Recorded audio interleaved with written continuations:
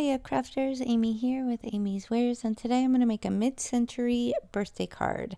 Now, I have some cool warm browns from 𝘄𝐿 that I'm going to use with this fabulous new stencil from the August release at A Colorful Life Designs, and I'm going to kind of put little swatches down to see what works together to make sure it's what I have in mind.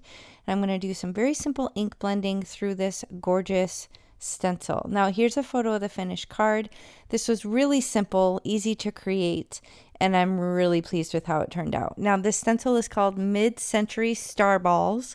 It's definitely mid-century. It's such a fun design, and I decided to go kind of angled across the bottom 2/3 of the card, and I'm just kind of going to go from light to dark, and I'm going to just gently go over the top part of this edge of the stencil. So it doesn't have a flat square edge, it's kind of the shape of the design. So I'm just going a little bit lighter handed as I go off the top so that it's a nice soft blend into the white. But I'm guessing as I'm creating without a direct plan, I'm assuming I'm going to put the sentiment somewhere kind of in that white space in the top right corner of the card.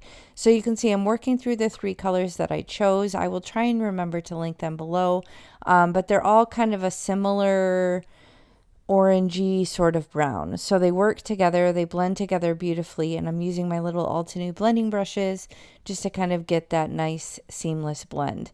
Now here is that part done. I did end up, I believe, cutting it down with a decorative die, so that would give it a little bit of a white border. And now I just need to shop and find my sentiment. So this is my storage solution for my sentiments.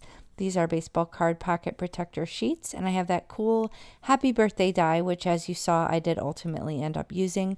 That is from Altenew.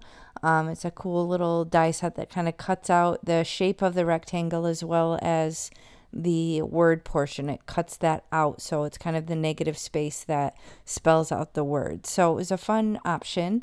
Now I did want to custom color it, so I'm using my low tack stick mat here and the coordinating colors that I used in the blending just to kind of give it some color on this little sentiment strip, and it'll match perfectly with the design. So starting off with the light color and seeing if that works. It didn't really stand off enough, so I did end up coming in with the darker color on the top, and I can't remember if I just lost my patience with this altogether and just ended up making it all dark. I think that's what I did. It's been a little bit since I made the card.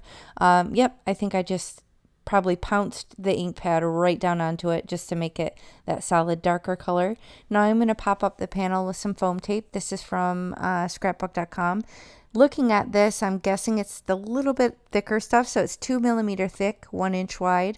I do often use the 1 millimeter thick. I've been kind of on a kick with that lately just because it gives it some dimension, but it doesn't give it too much bulk. So I feel like it's easier to ship. But this 2 millimeter isn't crazy thick. It's still fine, and I don't really have much other dimension on the card, so it should be good to go through post. So now I'm going to flip through my card bling and figure out which one works the best. There's loads of options. I believe over 130 colors in the shop. You can use my coupon for this too. So if you shop for anything, be sure to use the coupon AmyFan10 at checkout to save on your complete order, because you can use that on anything in the shop. With the exception of the Master Creator bundles, because those are already so deeply discounted. So put those down in a little smattering and it's all finished. So be sure to check out the rest of the August release. Loads of amazing stencils this month, and I will catch you next time. Bye.